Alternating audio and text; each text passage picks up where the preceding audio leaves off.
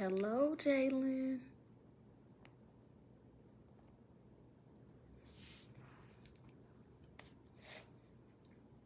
Jalen, it says I can't bring you on the camera.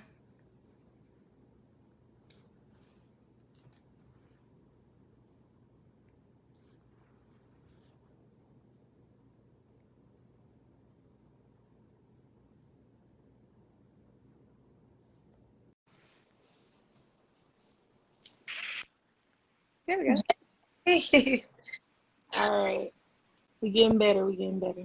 Yes. Hello, We everyone. getting better. Welcome. I feel like my head is cut off. We getting Uh, better. Welcome to Let's Talk About It, episode 2. Let's go. We're going to give a couple minutes for people to join. Jalen, how was your day today? Busy, but it was good though. Yeah, I had to work today. Oh, man. I I need my... know, right? How was yours? Today was good. I ain't do much. Weekend was pretty good, too. Just spent some time with some friends. Nice. Everybody, welcome. We're trying to wait a couple minutes to let everybody join.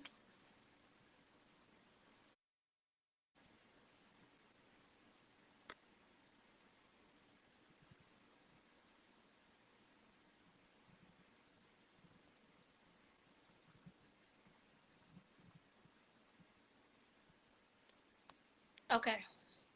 You want to get started or you want to wait a little bit longer? I'm ready when you are. Okay. So as Let's people, go. okay, we're just going to go ahead and get started, everybody. So as people join, today we are talking about love languages, the 5 love languages that is. As you guys join, please interact with us. Tell us your love language when we get to that. Say your opinions. You guys can comment. Now, me and Jalen will be continuing our conversation throughout, but at the end of the show, we will come back and we will go through the comments and read and interact with you guys. And if you guys have any questions or opinions, we will read them. Anything you want to add to that, Jalen? Nope. You got it. Okay. So today we will be talking about the 5 love languages. Now, this originated in a book written by Gary Chapman. I'm going to tell you guys a little bit about the book. Gary Chapman was a marriage counselor for years. And basically, through his experience in working, what he learned was there's basically 5 primary love languages that we all speak and that we all need. And we all speak different ones. And basically that from what his experience with marriages, a lot of people would come and say that the love has died down or they fell out of love. And he was describing that being in love high that doesn't last forever.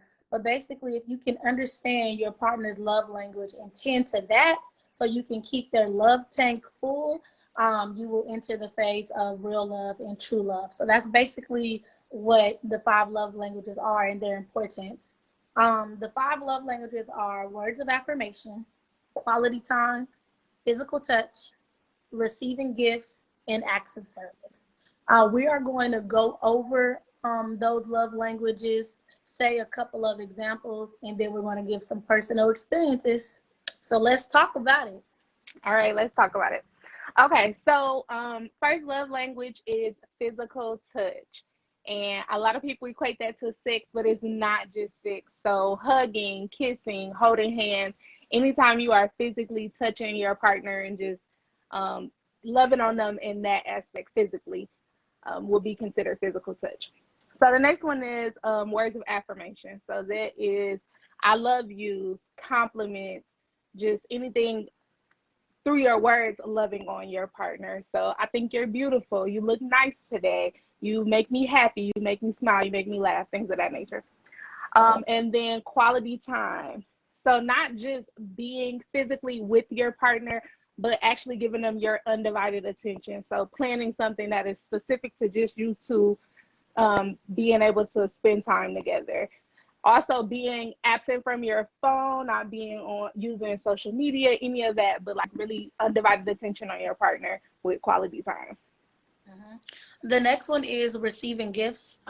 Receiving gifts is not about the money. It's not about the price of it. It's just a little reminder saying that, oh, my partner was thinking of me or they remembered me. And it's about physically giving them something to show that. And then last but not least is acts of service. Acts of service is like doing things that your partner likes or that they do, and doing little things that count. Like if I know I have to clean the dishes tonight, and then my partner cleans the dishes for me, or I ran out of something that's my favorite and he goes out and just handles it, so it's something that I don't have to. So that is acts of service. And those are the 5 love languages. Oh, one thing I forgot to mention earlier, along with the book with the 5 love languages, there is a test that Gary Chapman had created. So there is a test if you don't know your love language, and a couple of the ones we described sounded like you. There is a test to kind of help you figure out which one is your primary love language. And those are, you can do that online. It's a link in my bio on Instagram, and I believe Jalen's as well. The test is free, and it'll tell you, and it also will tell you the order of your languages as well. And please take the test, even if you think you know your love language, because I have been telling people for forever that my love language was one thing, and I took the test and was really, really surprised that my love language was something else. Right. And mine has changed over the years. I found out about the love languages like years ago, right? And my number 1 was always the same, but my number 2 and 3 changed. So as we get older, right, what you value and what you need, that may change. Definitely. I also wanted to talk about dating people with different love languages, or understanding someone's different love language than yours, and also identifying what your love language is. So let's talk about that. Jalen, what is your love language? Do you know? I do. So I guess mine changed over the years, because I do remember mine being a certain thing, but once I took the test again recently, it gave me something else. So my love language is my love language my love language is acts of service. Okay. But I really thought it was words of affirmation, which is like my second one. But acts of service is my love language. And I guess I can kind of see it because I am super duper excited when I like get off work and my husband has already washed the dishes. That is like amazing for me. Everything. That is everything. So yeah. What about you? What is your love language? My love language is also acts of service. I wasn't surprised about mine because that means the world to me. Doing little things that count. What's the saying? They say little things amount to much. So doing for me is, and to help get a load off me or stress off me, is everything. That's the best way to tell me you love me, is saying, look, I got it, or I handled it. That is definitely. And with that being said, your primary love language is typically the one that you give, right? Because it's the one that you identify with. So because I know that I feel love with acts of service, typically that's what I give to my friends. And as you as well, Jalen, I know with acts of service or even words of affirmation, those are probably your 2 strongest suits that you give your husband. So you are married, so we're going to talk about it. Do you know your language, and talk about knowing those, how have that impacted you all's relationship? So I did not make him take the test. I should have before the live, but I did make him take the test. But I am like 1,000% positive that his love language is gift giving. Okay. He loves gifts. He is super big on gifts, getting gifts, giving gifts. He is like one of those people that goes crazy for Christmas. Everybody has to get a gift. Like, Christmas is not Christmas until everybody has a gift under the tree. Right. And that was, I don't want to say an issue, but that was a big thing for us because, like you said, whatever your primary is, that's how you love your mate. And he wanted to give me gifts all the time, and I'm not a gift person. Like, I don't care about gifts. Like, I want you to be present. Like, I want you to take the load off. I want you to tell me that you love me. Like, I'm very big on stuff like that. So we had to learn what was the love language for each other so that we could give that person their love language. So that was a learning experience, but we're getting much better. So now I know you want a gift. That's what you want. You want something. You want me to buy you something physically to show you what I'm trying to say, which is cool. I want a nice long text and you to cook dinner, and I'm good. Right. And so now we know what the other person wants. So it's super easy, especially if we're mad at each other or having an argument. Oh, I got you. I know how to fix it. Right. And that is the purpose of him creating this book, to be honest with you, because for me, this became very prevalent in one of my previous relationships. His love language, just for me learning, was definitely physical touch, and mine is acts of service. And it was the first time I felt like I dated anyone where we were missing each other's love language. I remember the book because I heard of it and I looked it up and I learned about it. And this was 2014. Is when I was going through that situation. And literally, he was super affectionate, not doing nothing for me, the little things that count. And I'm doing everything, the little things that count. And to him, I wasn't affectionate enough. So we were literally missing each other's love language. And there was something missing. And I think a big part of this is that all of the love languages are important, right? We need all of them to a certain extent, but that primary one is the one that you need to feel loved. And me and him were completely missing each other. And if I would have known then what I know now, that what Gary Chapman is saying in this book is that you have to purposely learn your partner's love language, and every person is different. And if you do that, you will never learn. I'm sorry, I got distracted reading the comments. I know. I'm sorry, but basically, you would never learn any person the same. Everyone will be different in your relationships, because you might date somebody's primary love language is acts of service. So you can be creative in learning how to give acts of service. And then you might date somebody's love language is physical touch. So now I can create dates and all that surrounded by massages, doing things, certain things like that. You will learn to love people creatively. And I think it makes a relationship fun. Knowing somebody and being able to spice it up and saying, okay, let me do something catering to your love tank and what you need to feel loved, I think is very important. I was just going to say, when I was researching the love languages prior to our live, there's a lot of charts that they have. I actually saved some and was looking over them, but there's a lot of charts that they have that's like, this is the love language, this is how to show the love language, and these are things that you need to avoid when this is your person's primary love language, because it's not going to go over well with them. If they're looking for words of affirmation and you're verbally abusive, not going to work well. You know, if they like gift giving and you're constantly sending these long drawn out texts, probably not going to go over well. Like, I don't want that. I want, so yeah. Everybody who's watching now, if you guys have not taken the test, I encourage you to. And just remember, throughout this live, you guys can interact with us. Tell us your love language. If you're in a relationship, do you know your spouses? Do you do anything creatively to embrace or cater to those love languages? Because that's really what it's all about. And if you're single, tell us about dating somebody with a different love language, or not knowing that person's love language and kind of having it out. Because with me being single, I definitely bring this up. When I'm getting to know a person or dating, I bring up the love languages early. Because for me, it's important. It's not everything, but it's definitely important to know, so we can learn how to get to know each other. And eventually, of course, if we get there, love each other. And we can do that creatively. And let's go back to talk about the test a little bit more, because I saw somebody in the comments ask about the test. The test is a free test online. You can literally Google 5 love languages quiz and it'll come up. If you follow me on Instagram at Miss Jaleesa J, it's also in my bio. And it's free and it's quick, probably take about 5-7 minutes max. Yeah. And then it'll tell you the order of which one is your primary love language.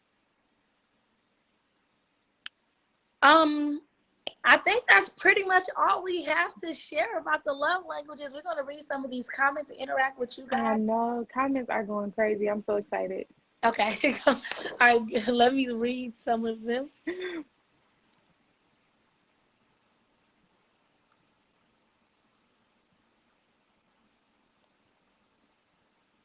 Okay. How do I show a love language to someone who doesn't know what theirs is? Like the first step is to figure out. Everybody needs to know what their love language is. I think that is going to help relationships everywhere. Know your love language. Know what does it for you. Um, And you just like can, we talked about in the first live, like how you want to, you know what does it for you sexually. You need to know what does it for you emotionally as well. yeah, That's very important. yeah, Having sexual chemistry is great, but if after that we're not connecting on an emotional level, this is not gonna last. It's not gonna go far. So I would encourage you to have your spouse take the test. So once you know what their love language is, then you can start acting on it. yes. I think that'll help. Yeah.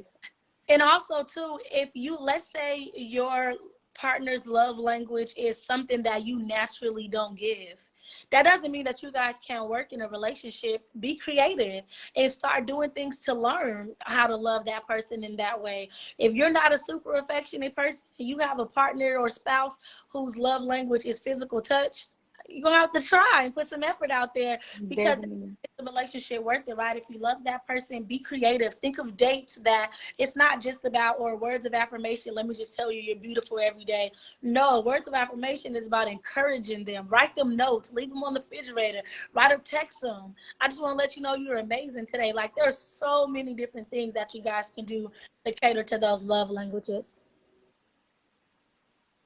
And a lot of times it's stuff that you may already even be thinking of, but you're just not physically acting on it. Like, you know, you love your man, you might not feel like, oh, I have to tell him every day. But if that's his love language, maybe you do, and that's okay. You already thinking it, just go that extra mile and tell him. Physical touch, you always want to hug and you want to kiss, but if you know that physical touch is his love language, hug him twice a day, or hug, when he's leaving, when he's coming back in, just that little extra, to keep it going. Right. Thank you guys. Thank you, Brooke. Um, Do you think we can I, learn after being involved for so long and already use our own way of showing it? You can learn anything that you want to learn. I'm just going to put that out there. Not just love languages, but just anything in general. You can, people go back to school at all ages. You can learn a skill, you can learn a trade, you can learn anything that you want to learn, but you have to want to learn it. Yes.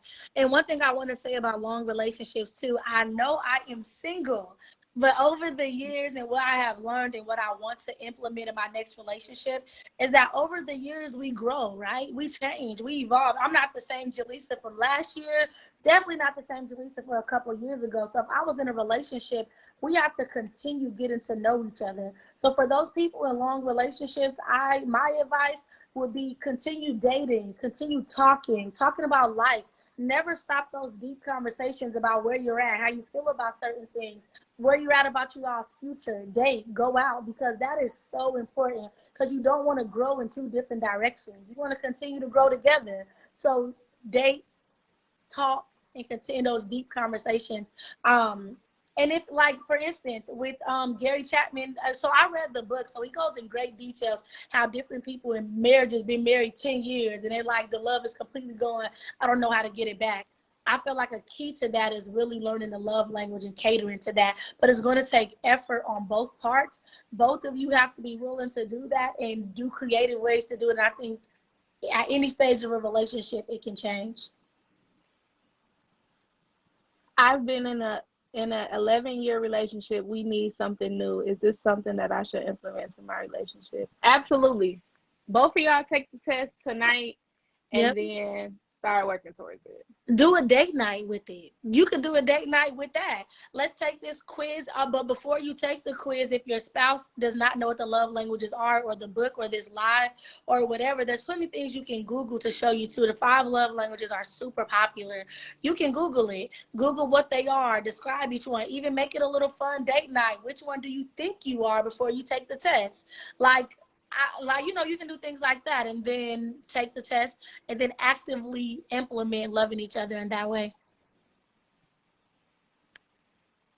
Angela said, and also knowing yourself. If you don't know what you want and need, how can someone else? Definitely. Amen to that. Listen, I'm with you. Definitely. That was a good point. A huge point, because you got to know yourself, because a love language test is cool and all, but you also got to know what you want and need in many different facets in a relationship. Still okay, back. I mean, I'm single. I ain't got it all, but I try a little bit. So let me ask you this, Jalen. Being that you are married, how does you and your spouse continue to get to know each other, or navigate your relationship as you guys go, year after year, or even months sometimes? Okay, listen. So I actually met my husband when I was 20. And I just turned 28. So I met him when I was 20. But we've been dating since I was 24. Okay. Yeah, that sounds about right. 23, 24. So we were, as I already stated in the first slide, we were friends first. So we used to have these little lemon squeezes where we would sit and just talk about everything, like honesty hour. Like, we gonna put everything on the floor, whatever is going on with us. And that just started as a friendship thing. Like, I'm telling you all my relationship problems, you're telling me all yours. But once we started dating, we found out that really works for us. Like, really, we're gonna pick a time to sit down and have a real life, like, childish lemon squeeze. Like, we're about to talk about everything, put everything on the floor, and then kind of make a plan from that. What do you want to do? What are you looking for? What do you need? What am I not giving you? Okay, now let's make a plan to, put some stuff into effect so that we can grow. It's been working. So hopefully the lemon squeeze is. You know what? I think I'm going to take that, because you know what? I started going through my mind. So, like, growing up, my mom used to have what we call family meetings. We would have family meetings where and we got to bring it to the table. Even if she was mad, it's time for a family meeting. So I was just, as you were talking, just thinking, like, even in a relationship, if I'm mad, or if I'm ready, if I've been holding something in, I go, we need a lemon squeeze. Like, I might take to talk about it, because communication is everything in a relationship. Like, you have to have, and you have to be brutally honest, or if not, you're gonna hold resentment and unforgiveness and all stuff that comes into that. We actually, prior to getting married, we did communication counseling. Yeah. So it's counseling, but it's strictly about communication. Like, we need to be able to communicate everything. My husband was really, really big on us being ready for marriage prior to getting married. He was like, everybody is like so ready for this wedding, but when this wedding is over, like, we got to go home. Yeah. And you don't want to spend thousands of dollars on this wedding, and we can't stand each other in this little space that we live in. Like, we need to be able to communicate. So we did, we were already engaged. So maybe like a year before, and this was outside of marriage counseling that we did. We went to counseling strictly for communication. And I think that was one of the best things that we ever did. Not saying that the premarital counseling wasn't good, but the communication counseling, it just made everything make sense. Like, you know what? Our communication is amazing. I've never heard of communications counseling. I'm actually about to write this down. So thank you for teaching me, because Listen. So important. And I think it can really, really help in relationships, whether that's engaged, married, been in a relationship for a long time. That's huge. Yes. So we did. So we got engaged December of 2017, and we bought our first house June of 2018. So, and then we got married in August of 2019. So we lived together for a little over a year before we got married, but we were engaged, but we did live together.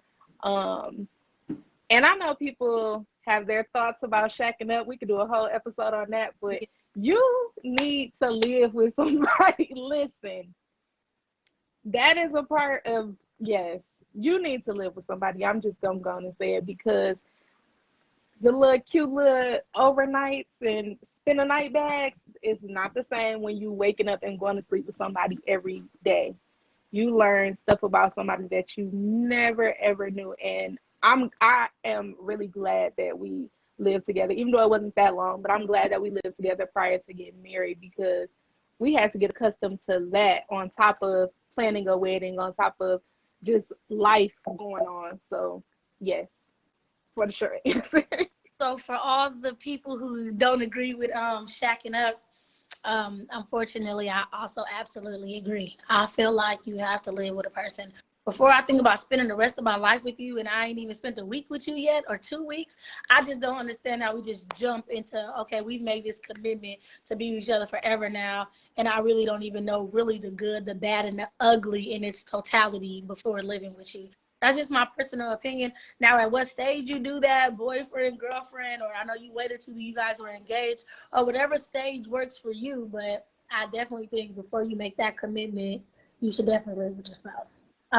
That's my personal opinion. And if you don't, I agree. that's you do whatever floats your boat. If you don't want to do that, you want to wait till marriage, you got my complete support. And I wish you a happy and successful marriage. But Absolutely. as for me and my house, I know.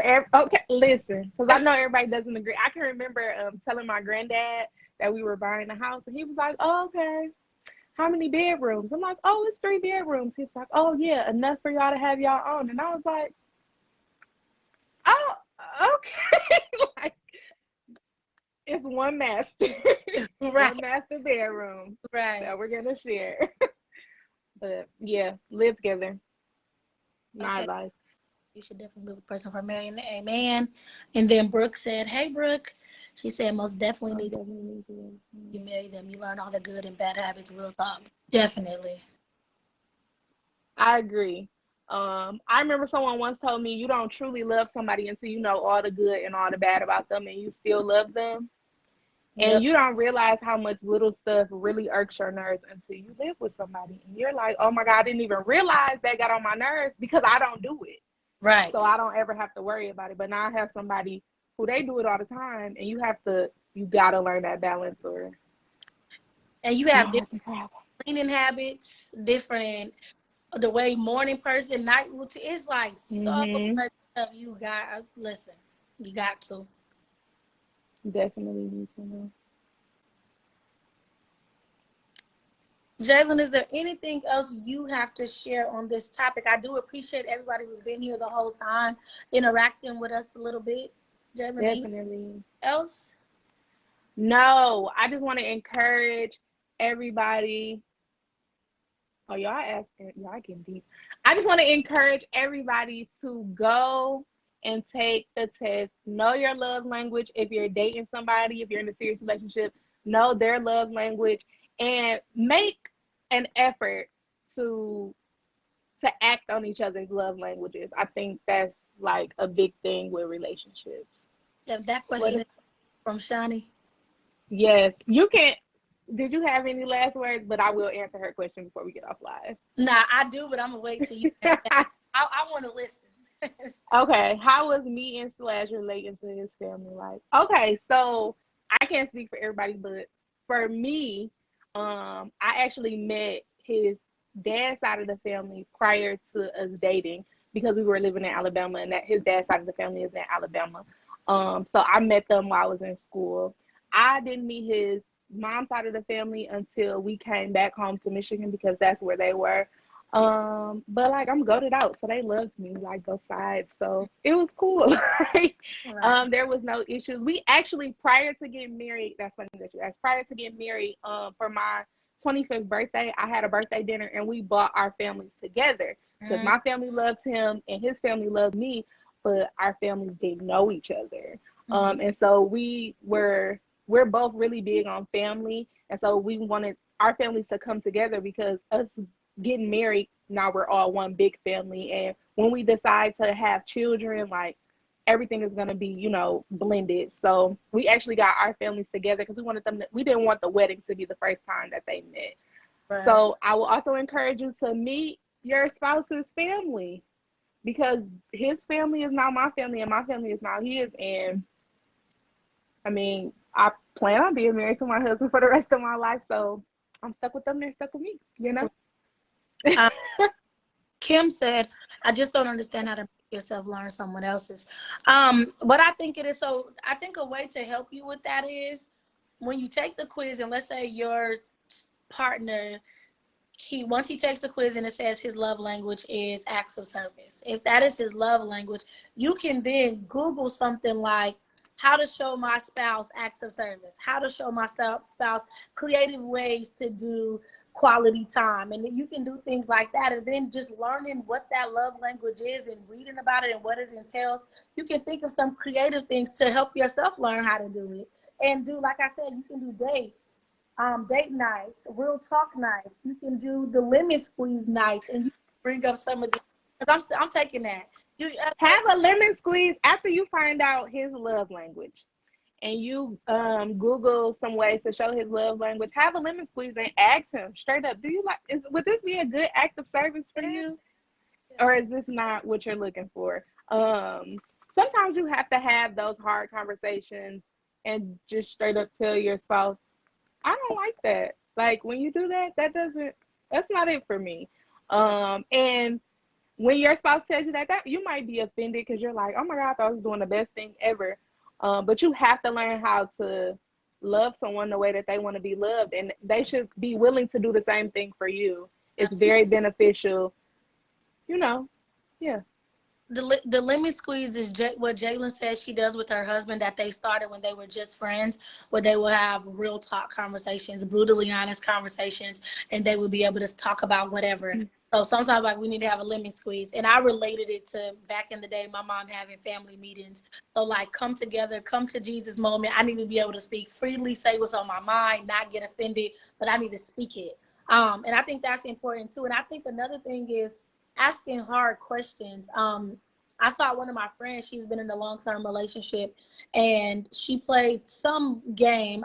If you want to know, I'll let you know after this. But one of the questions was, what is something that it hasn't been easy for you to talk about or wanted to discuss? It was something to that nature. And I was thinking, like, dang, do we ever ask our significant others that? Is there any things that you've been scared to ask me or talk to me about? Those questions are so important and can give you so much insight. You know, so when I saw that, I was like, dang, that was another check mark. I'll be writing. Yeah. Okay, ask those type of questions. Or I remember in a previous relationship, one day I asked, how can I love you better today? Ask questions like that. What do you need today? Forget forever. Sometimes it's the day-to-day thing or a week. Correct. I can do to love you this week. What do you need? Like, do things like that in your relationship. And part of that is still getting to know your spouse, like we kind of talked about earlier, getting to know them long term. Because they're not going to be the same person they was a year ago or 4 years ago, or Jalen, when you and your husband were just friends. Neither one of you are that same person now. Right. It's very important to continue getting to know your spouse. And I feel like that makes love fun, right? You know, it might absolutely not always easy, but it makes it interesting to continue to love and get to know them, and continue to date. I'm going to say that again. Yes. To date, you guys. And be open to receive what they're giving you. Don't ask a question and then when they tell you, I would really like a massage, you're like, oh, a massage. Like, no, right. Like, you got to be open to what they're telling you. Right. And then, like Julissa said, make a day out of it. Dating is really, let me tell you something, when you've been with somebody for a long time, it's just like human nature to get bored because you get into a routine, y'all do the same thing all the time. So me and my husband have real life dates, and during the pandemic, oh my God, we were both stuck in the house together, and that was our first time being together 24/7 because we both work. So if nothing else, 8 hours out of the day, I'm not gonna see you. I got time to miss you. But we were literally waking up, working from home, get off work in the living room. So we had to like really be creative. So we were having date nights, like outside on our patio and cooking different stuff. And we bought a hookah and we're going to try a new drink tonight and we're going to try a new meal tonight. We just like, we had to, you know, do something because at this point, everything is shut down. We can't go anywhere. Michigan was on shutdown for forever. We can't go nowhere. We can't do nothing. We scared to be around our family and friends. It's literally me, you, and a dog. We got to make this work so we don't get divorced during the pandemic. Like, right. And we made it work. Like that was probably some of the best months of our marriage. Wow. Because we had to work super hard. We couldn't just say, oh, we're going to go out to eat tonight, or we're going to go bowling tonight, we're going to go to the movie. It was none of that. So we literally had to use our home and like make it the world and figure out a way to date even in the midst of a pandemic. So and we did it. You could do it. Yeah. How beautiful that is, because do you know how much they said the domestic violence rate went up? Oh my God. Like, people were going crazy, so many separations, but to be able to have that be the best months of your marriage, I think it's absolutely beautiful. Like, so salute to you, the activity and the effort. That's dope. And that's what I hope to have, to be able to be stuck in that. You're not lying. You absolutely need to be dating or something. You have to make the effort there. That I thought like ask them how to live and what it looks like. How do you approach someone in a positive way with introducing and limit squeeze conversations? Oh, that's a good one. That is. Cause it was just human nature to us because we've been doing it for so long. I would say I think I got away. I would say if that is not naturally, you know, common for y'all, if people like get offended, I would have a conversation that you want to change the style of communication. I want us to be able to be honest, a no judgment conversation. Like bring it up. Like I want to have a no judgment conversation once a week to see. And maybe one week you might not have nothing or whenever it's needed. But I would say introduce it like I want to have a conversation. I want us to be able to be 100% transparent, be honest. Both people agree to not get offended, but also stay respectful. You know, be mindful, yes, but also be very honest and just bring that up. Can we have one of those conversations? Because there's some things that I think can definitely benefit us and we can grow from, but we got to get through some shit. I got definitely off my chest. And you also, oh, sorry, go ahead. No, you go ahead. You also, you have to know when emotions are too high and we need to take a step back and stop talking. Yes. Because words hurt. They do. A lot of people, words hurt. And sometimes you get, not everybody, but a lot of people get angry and you say stuff that you don't mean or, you know, just being very malicious. So you need to know when it's too much and emotionally you're not in a place to have that conversation.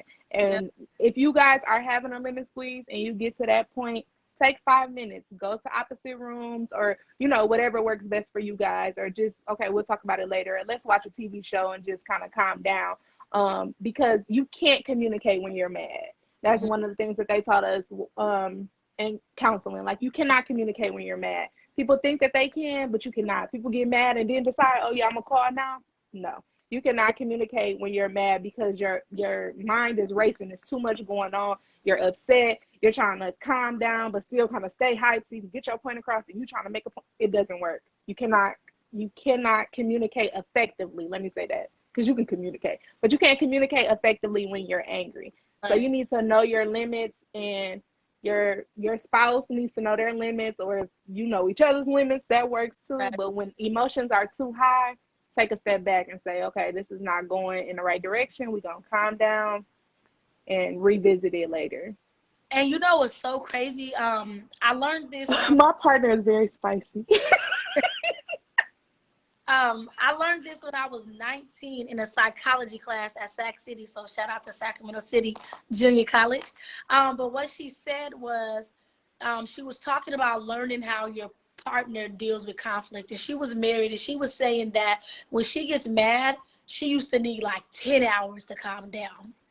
And then when he was mad, he want to fix it right then, which is most men, because men are naturally fixers. They want to handle it right then. She said, so the compromise they had to make was he had to allow her that space. So, but it wasn't, she didn't get 10 hours.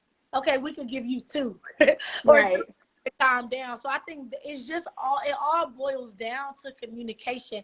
And I remember when I heard that, that was another thing I registered that I wanted to take with me in long-term relationships was give each other that space. If you know when you're angry, you say a lot of shit you don't mean. When you get angry, be quiet.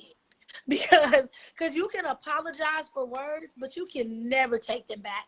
And they are so powerful. Because if you say the wrong thing to me, I'm never going to forget it. And I'm never going to forget it. You can say sorry, but you can never take it back. So, and if you're one of those people that shut completely down for too long, you need to put your big girl, big boy pants on and not wait as long. Get your break, get what you need, but also go through those emotions. Oh, I'm triggered. I'm triggered. I'm triggered. Bring it back.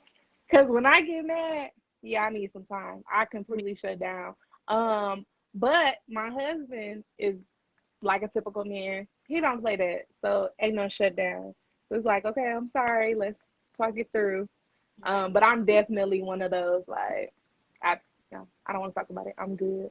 He's like, no, we're about to talk. We're going to communicate. So let's go. So yeah.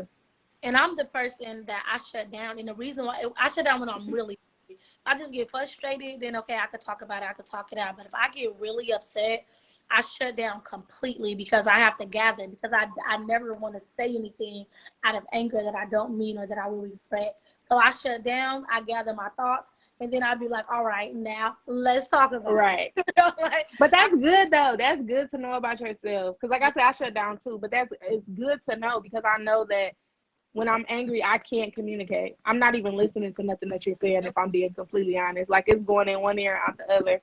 I don't care nothing about that because you done pissed me off. right. So it doesn't matter. So you got to be able to calm down to communicate effectively. The level of understanding is so much. Like, it takes so much to get out of yourself, to think and act with no emotions, learning to shut down, because I used to pop off. Okay. Listen, the shutdown is the adult thing to do. Yes, it is. And to what Kim said, I don't think you have to act with no emotions, just being able to control your emotions when you're talking and handling it, and not being able to get out of control. And also learning not to pop off. If you was a pop off person, you gotta tell yourself, let me shut up. Because if I get mad, I have to shut down, because I know me. With the thoughts that I used to battle, I'm ready to pop off and go for the jugular. So in order for me not to hurt the people that I love in that moment of anger, let me just calm all the way down. But it takes a lot of energy to do that. And then the partner has to respect that space and don't keep pushing you in that moment, which is why maybe you need to have a conversation. Give me an hour and let's come back and revisit. And give me an hour to get my life together, See, with me, it's either super emotional or numb and neglect what I feel, and no good. Yeah, you got to find some balance with that. But if you know that about yourself, then you can change it. Yes. Like, so don't act in those super emotional moments, but don't get to the point where I'm numb to it. And now, because what you feel in that moment or whatever the situation is important, it needs to be addressed. So you might not want to react when you're super emotional, but don't wait till you numb either. Right. Find the balance in that. Maybe try writing down how you're feeling when you're angry. Yep. When I get real mad and I really can't say what I want to say because I know that I'm really doing too much, I write it down. I write a letter, or just write down how I'm feeling, or what you did and how it made me feel, just to get my feelings all out and kind of sort them. And then I can have a conversation. It's almost like, taking notes on your own feelings. Yeah. So now you got something to go off of. Like, you said this, and this is how I felt. Because sometimes when you're trying to explain to someone how they hurt your feelings or made you feel a certain type of way, you're still in that feeling. So you can't really explain it, like you're taking it too far. But once you write it down and kind of get it out, it might be easier for you to navigate the conversation that you're having with that person, because you got everything written down. We gonna go point A, B, That's crazy, because I've done that. So sometimes if I'm super mad or hurt or whatever that emotion is that's hard to express verbally in those moments, I either text it I write poetry, so sometimes I might write a poem and I read it to you. I've even sent an email because it's longer. If I ain't want my text to go in multiple text messages, I've sent an email. Not an email. Yes, I did. I need you to hear me clear. I don't need to tell you I'm running out of space. I need you to hear what I got. I never sent the email. That's a good one, though. I have. That's where emotional intelligence comes in. You have to practice that. You do.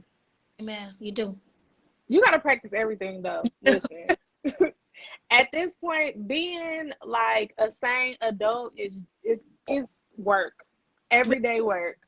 Talk about it. Yes, it is. Everyday work.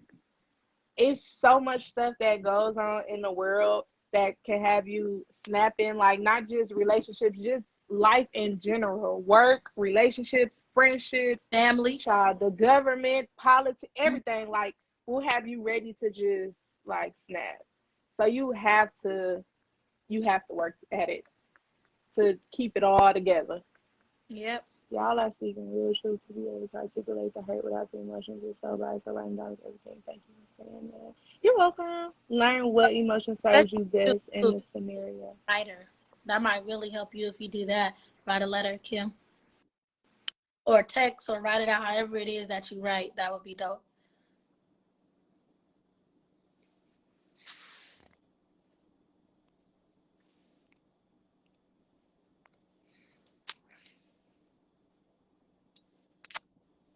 Think we lost Jalen. Did we lose her? I don't know if we lost Jalen or me, but if y'all are still here, I think we lost Jalen, so I will end the live here. Thank you, everybody, for tuning in. You guys that are still here, next week, it is Black History Month, you guys. Next week, is it done skipping? Are we back? Are we good? Okay, thank you everybody for tuning in. It is Black History Month. Next week, we're going to talk about a lot. I know that matters to a lot of us right now. What's going on in the world, what's going on with politics, how we should go about it. So it's going to get real for Black History Month. If you have followed some of my posts personally, you know I got some strong opinions and we're going to talk about it. So please tune in with us next week. Thank you everybody for joining, and you all have a wonderful night.